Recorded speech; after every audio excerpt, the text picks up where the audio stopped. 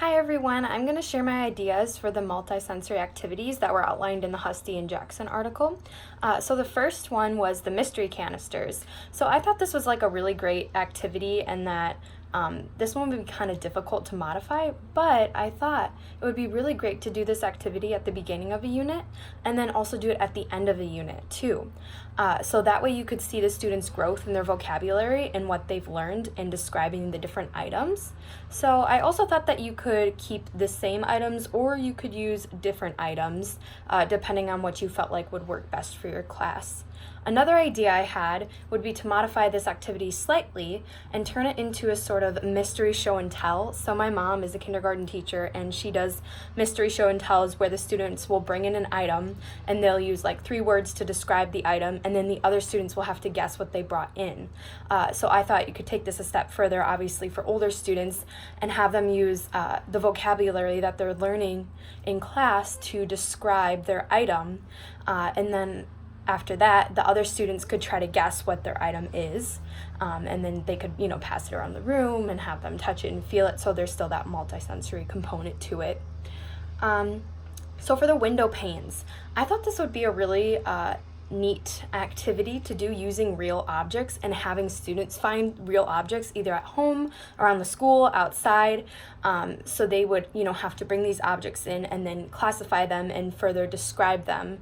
And then for evaluation, they could just take a picture of their, graphic organizer with the objects laid on top and then their descriptions, and that way the teacher can see what their work actually is and they wouldn't, have to try to preserve that somehow. So my other idea was that you could do this activity on the smartboard for the whole class. So you could put a graphic organizer up there, have different pictures of different objects, and work as a class together to come up with terms describing these objects, and you could talk about vocabulary and turn it into, a class-wide thing. And then maybe you would have students go out on their own and complete the window panes activity using objects of their choice. So for the hardness scale, I had a couple ideas for this as well. So my first idea was changing the hardness scale to a viscosity scale. So viscosity refers to the thickness of a liquid.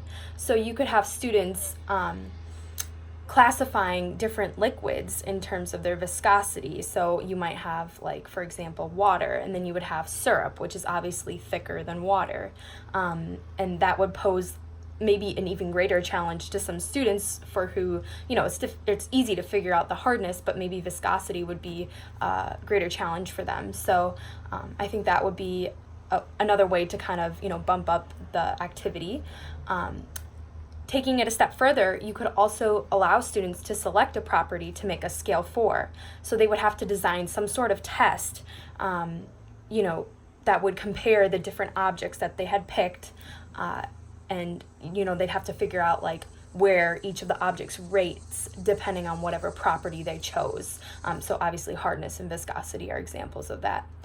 And this would be kind of more of discovery learning, and in my mind that's how I had thought it out, is that they would really be taking charge, coming up with the test, coming up with the property that they wanted to test. So this might be really good for students who have a firm grasp on the activity and want to take it a step further.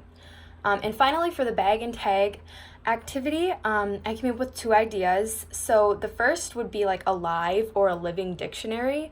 So instead of bagging and tagging them and putting them on the walls, you could make like a dictionary almost, kind of have like a binder where students can flip through and see the different items and the different descriptions in there, and then keep that for the class or maybe for future classes.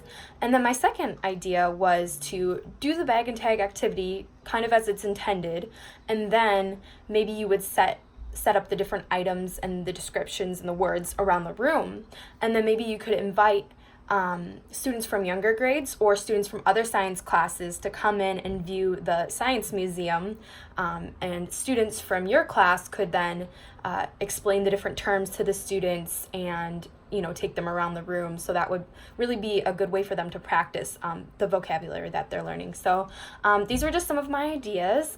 Thanks for watching.